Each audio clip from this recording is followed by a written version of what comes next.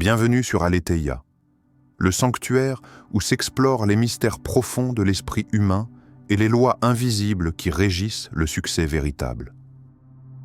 Aujourd'hui, nous plongeons dans un secret oublié, un trait fondamental qui forge la vraie confiance en soi, cette force intérieure qui transcende les doutes, les peurs et les tempêtes extérieures.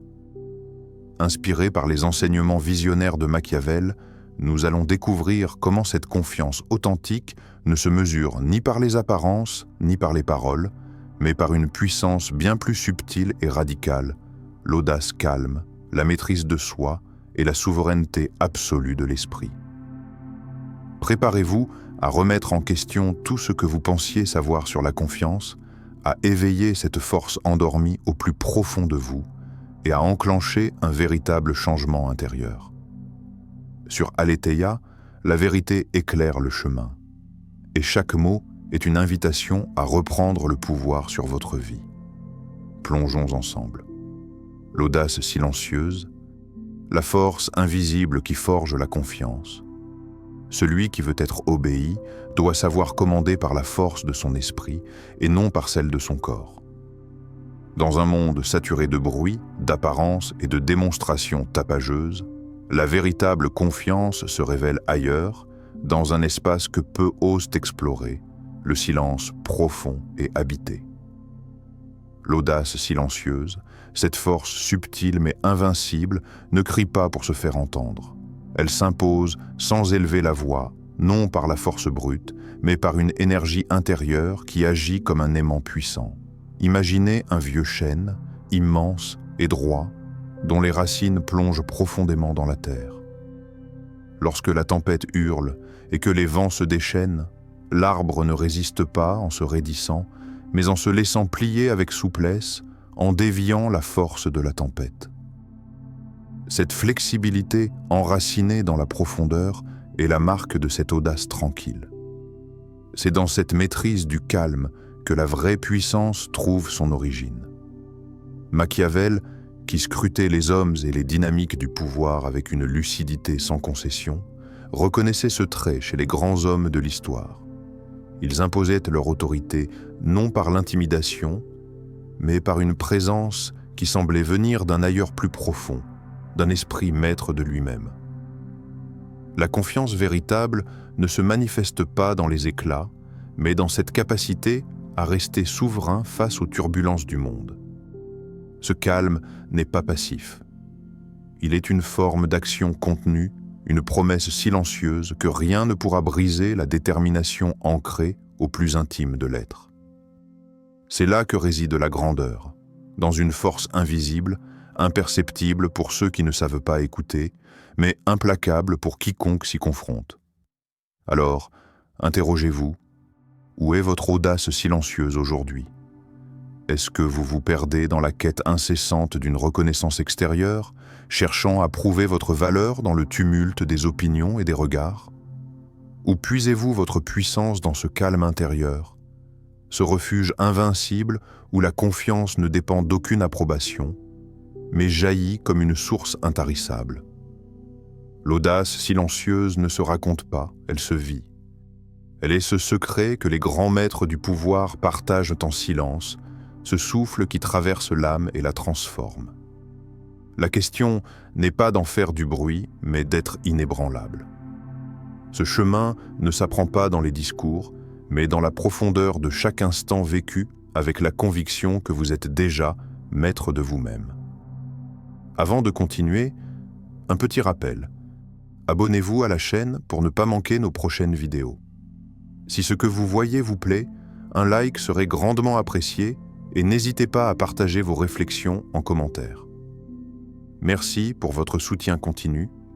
La maîtrise de soi, le pouvoir suprême derrière la confiance. La meilleure forteresse que l'on puisse posséder est une volonté ferme et disciplinée. La confiance véritable ne s'érige pas sur des élans irréfléchis ou des explosions de colère passagère. Elle naît dans l'art subtil et puissant de la maîtrise de soi, cette capacité à gouverner ses passions avec rigueur, à canaliser ses peurs, ses doutes et ses émotions dans un ordre qui transcende le chaos intérieur. C'est dans cette discipline mentale que réside la force invincible qui transforme un homme fragile en un souverain de son destin. Imaginez un navire en pleine mer agité, ballotté par les vagues violentes. Le capitaine, loin de céder à la panique ou à la précipitation, maintient le cap avec calme et précision. Chaque décision est mûrement réfléchie, chaque geste calculé. C'est cette posture intérieure qui définit la grandeur. Ne pas se laisser emporter par la tempête, mais la dompter. Dans les écrits de Machiavel, le concept de grandeur s'appuie sur cette idée que la puissance ne se manifeste pas dans la colère déchaînée, mais dans la stratégie froide, dans la capacité à transformer l'émotion brute en action mesurée. Un guerrier qui affronte 1000 ennemis ne crie pas sa rage dans un accès de fureur aveugle. Au contraire, il canalise sa colère en un souffle précis. Chaque mouvement devient un calcul, chaque geste un instrument de victoire. Cette maîtrise intérieure, c'est ce qui permet de faire face à l'adversité sans vaciller, de traverser les tempêtes psychologiques en gardant la clarté d'esprit. C'est la forteresse imprenable qui protège l'individu des assauts de la peur, du doute et des influences extérieures. Posez-vous la question essentielle. Jusqu'où contrôlez-vous votre royaume intérieur? Est-ce que vos peurs vous manipulent, vos colères vous submergent, vos doutes vous paralysent? Ou êtes-vous ce maître calme et souverain, celui qui dirige son navire au cœur de la tempête, imposant sa volonté avec une fermeté tranquille? La maîtrise de soi est une discipline, un art à cultiver chaque jour. Elle demande patience, rigueur et une conscience aiguë de ses propres mécanismes internes. Mais c'est ce travail invisible, souvent solitaire, qui forge la confiance la plus solide, la plus durable, celle qui ne vacille pas sous le moindre souffle d'incertitude. Dans cet empire intérieur, chaque émotion n'est plus un tyran, mais un serviteur qui agit sous l'ordre du souverain. Voilà le pouvoir suprême que Machiavel révèle. Le contrôle absolu de soi-même est la clé de la vraie confiance, celle qui fait de vous un conquérant de votre propre destinée. Le désir ardent, le feu qui embrase la volonté. L'homme qui n'a pas de désir ardent est un navire sans gouvernail, flottant à la merci des courants. Au cœur même de la confiance réside une flamme vive, un brasier incandescent qui consume l'immobilisme et éclaire les chemins obscurs. C'est ce désir ardent, cette passion brûlante qui donne du sens et de la direction, qui fait vibrer chaque fibre de l'être et pousse à l'action avec une énergie inépuisable. Sans ce feu intérieur, la volonté devient tiède, la détermination vacille, et l'existence dérive sans but précis. Machiavel l'a bien compris. L'homme dépourvu de ce désir profond est comparable à un navire sans gouvernail, livré au hasard des vents et des vagues, incapable de tracer sa route avec assurance. Regardez Machiavel lui-même dans le tumulte du XVIe siècle, au milieu des trahisons, des complots et des crises incessantes. Ce n'était pas la peur ou le conformisme qui le guidaient, mais un feu inextinguible, la volonté de comprendre, de maîtriser, de dominer les rouages complexes du pouvoir. Cette passion intellectuelle et stratégique a fait de lui un penseur qui transcende son temps, un maître de la stratégie humaine. Ce désir ardent n'est pas seulement un simple caprice ou une envie passagère. C'est un brasier qui dévore les doutes, brûle les hésitations et transforme chaque obstacle en une opportunité de croissance. C'est le moteur qui fait avancer l'homme confiant, même lorsque les chemins sont escarpés et que les vents contraires soufflent fort. Mais au fond, posez-vous cette question. Quel est le feu qui brûle en vous? Avez-vous allumé ce brasier intérieur qui embrase votre volonté, éclaire votre futur et repousse l'ombre de l'incertitude? Ou laissez-vous ce feu vaciller, les braises s'éteindre, jusqu'à ce que le froid de l'inaction et de la peur vous enveloppe? Réveiller ce feu est un acte de courage. C'est choisir de ne plus subir, de ne plus dériver. C'est s'approprier la puissance de la passion qui transforme la pensée en action, la vision en réalité. Le désir ardent est la flamme sacrée qui, lorsqu'elle est embrasée, éclaire le chemin vers la vraie confiance et le succès. Alors, que choisissez-vous ? Êtes-vous prêt à enflammer ce feu intérieur et à embraser votre volonté, ou préférez-vous rester à la surface, à la merci des courants ? La pensée organisée, la clé d'un esprit souverain, la victoire appartient à celui qui sait préparer la bataille avec sagesse, pas à celui qui combat avec furie. Dans la danse complexe du pouvoir et de la réussite, l'impulsivité brute ne mène nulle part. La confiance authentique s'ancre dans une architecture mentale solide, un ordre intérieur qui transcende le tumulte et fait naître la clarté au cœur du chaos. Machiavel, observateur aigu des mécanismes humains, a compris que l'esprit souverain est d'abord un esprit ordonné. Visualisez un instant un architecte en train de dessiner les plans d'un édifice. Chaque ligne, chaque angle, chaque détail est pensé, calibré, placé avec une précision méticuleuse. Sans ce schéma préalable, la construction ne tiendrait pas. Elle s'effondrerait à la première difficulté, victime du désordre. Cette métaphore illustre parfaitement la pensée organisée. Une structure mentale qui soutient chaque décision, chaque action. La pensée désordonnée, au contraire, s'apparente à un champ de bataille où les idées s'entrechoquent sans cohérence, où le doute s'immisce et paralyse. La confiance bâtie sur une telle instabilité vacille dès qu'elle est confrontée à un obstacle. Mais un esprit organisé, structuré, c'est la force tranquille qui avance avec assurance, qui anticipe, qui maîtrise les variables invisibles. Machiavel insistait sur cette sagesse stratégique. La victoire ne naît pas d'une furie aveugle, mais d'une préparation méthodique, d'une compréhension lucide des forces en présence. Cette pensée organisée permet de transformer chaque défi en opportunité, chaque crise en levier. Alors, interrogez-vous. Votre esprit est-il un sanctuaire de clarté et de discipline ? Ou bien un champ de bataille où règne la confusion ? Comment cultivez-vous cette capacité à structurer votre pensée, à organiser votre vision, à devenir le stratège souverain de votre vie ? Cette rigueur mentale est un art à pratiquer, un exercice quotidien de conscience et de maîtrise. C'est la condition sine qua et d'une confiance qui ne dépend pas des circonstances extérieures, mais qui s'enracine dans une souveraineté intérieure inébranlable. La clé est là, dans cette organisation de la pensée, dans ce calme orchestré, où chaque idée trouve sa place, où chaque plan est une promesse de victoire. La pensée organisée est le trône sur lequel s'assoit l'esprit maître, prêt à dominer son destin. L'acceptation du risque, le saut vers l'inconnu, celui qui ne sait pas prendre des risques ne peut rien obtenir de grand. Il y a une vérité brutale, impitoyable, que peu osent regarder en face.